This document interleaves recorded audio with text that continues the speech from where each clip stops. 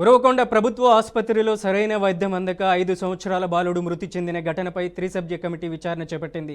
DCHS Selvaraj, DHMO దేవి, doctor లోక్నాథ్లతో కూడిన committee నిన్న సాయంత్రం ఉరవకొండ ప్రభుత్వ ఆసుపత్రికి చేరి మృతి చెందిన బాలుడి కుటుంబ సభ్యులను విచారించింది. అనంతరం ఆసుపత్రి superintendent Chaudhary, duty doctor Ismail, nurse ప్రియాంకలను కూడా విచారించినట్లు అధికారులు తెలిపారు.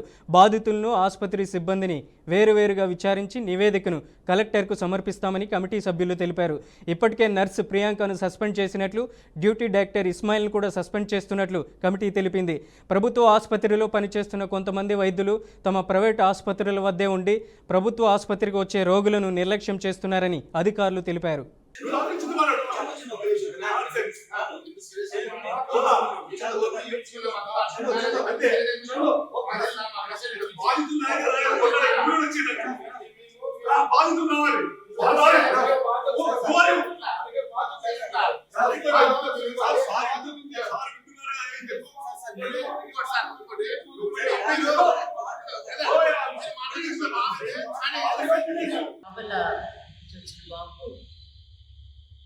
విషయంలో ఇక్కడ హెడ్ జరిగింది. అది ఫీవర్ కేసు కాదు, వామిటింగ్స్, డీహైడ్రేషన్ తీసుకొచ్చారు.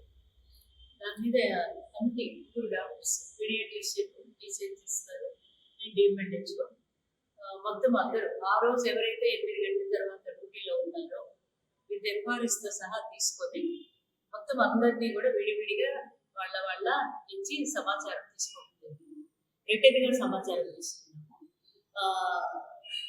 డాక్టర్ గారు ఏం చేశారు, స్టాఫ్ నర్స్లు ఏం చేశారు, తర్వాత వచ్చేసి సెక్యూరిటీ ఏం చేశారు, తర్వాత పేషెంట్ అబ్బాయి ఫాదర్, వాళ్ళ అతో వచ్చిన అటెండర్స్ అందరినీ కూడా వాళ్ళ నుంచి సమాచారం తీసుకున్నాము. తీసుకొని దాని మీద మేము అంతా కూడా క్లియర్ చేసాము. దాన్ని కూర్చొని అనలైజ్ చేసుకొని దాని మీద రిపోర్టింగ్ పంపించడం జరిగింది. కమిషనర్ గారికి, తర్వాత కలెక్టర్ గారికి రిపోర్ట్ పంపించి ఎక్కడ గ్యాప్స్ ఉన్నాయి, డాక్టర్ ట్రీట్మెంట్లో గ్యాప్ ఉందా, స్టాఫ్ నర్స్ సర్వీస్లో గ్యాప్ ఉందా, లేదంటే పేషెంట్ డిలేగా తీసుకొచ్చారా, అన్ని సైడ్ల నుంచి ఆ గ్యాప్స్ ఏమున్నాయని ఐడెంటిఫై చేసి రిపోర్ట్ ఇవ్వడం జరుగుతుంది. దాని మీద చర్యలు. ఉరవకొండ ప్రభుత్వ ఆసుపత్రిలో సరైన వైద్యం అందక 5 సంవత్సరాల బాలుడు మృతి చెందిన ఘటనపై త్రిసభ్య కమిటీ విచారణ చేపట్టింది. ఇక ఇదే అంశానికి సంబంధించి మరింత సమాచారం అందించడానికి మా ప్రతినిధి ప్రకాష్ ఫోన్ లైన్లో ఉన్నారు. ప్రకాష్, అప్డేట్స్ ఏంటి?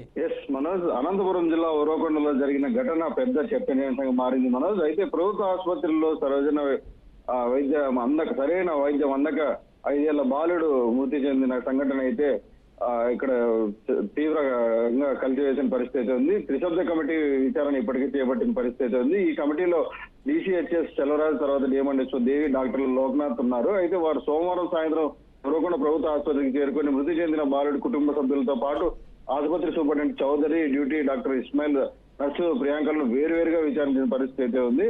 అయితే విచారణ అనంతరం కమిటీ సభ్యులు చెప్పిన పరిస్థితి మనం ఒకసారి చూసుకుంటే, బాధితులు వాంగ్మూలాలు, తర్వాత సిబ్బంది ఇచ్చిన వివరాలను నివేదిక వారు సిద్ధం చేసి కలెక్టర్కి అయితే అప్పగిస్తామని చెప్పారు. అయితే ఇదే సమయంలో ఇప్పటికే నర్సు ప్రియాంకను సస్పెండ్ చేసిన పరిస్థితి ఉంది. అయితే డాక్టర్ ఇస్మాయిల్ పై కూడా సస్పెన్షన్ ఆర్డర్లు జారీ అయ్యే పరిస్థితి అయితే ఉందని తెలిపిన పరిస్థితి ఉంది. ఇది ఇలా ఉండగా ఆసుపత్రి వైద్యుల నిర్లక్ష్యంపై స్థానికులు తీవ్ర ఆగ్రహం అయితే వ్యక్తం చేస్తున్న పరిస్థితి మనోజ్. అయితే ప్రభుత్వ ఆసుపత్రిలో పనిచేస్తూ తమ సొంత ప్రైవేట్ ఆసుపత్రులను నడుపుతున్నారని, అక్కడ ఎక్కువ సమయం కేటాయిస్తున్నారనే ఆరోపణలు కూడా ఎక్కువ వినిపిస్తున్న పరిస్థితి ఉంది. దాంతో ప్రభుత్వానికి వచ్చే ఎవరైతే పేద రోగులపై నిర్లక్ష్యం చాలా డాక్టర్లు చూపుతున్నారంటూ చెప్తున్న పరిస్థితి అయితే ఉంది. అయితే స్థానికులు ఇక్కడ ఏదైతే సెంట్రల్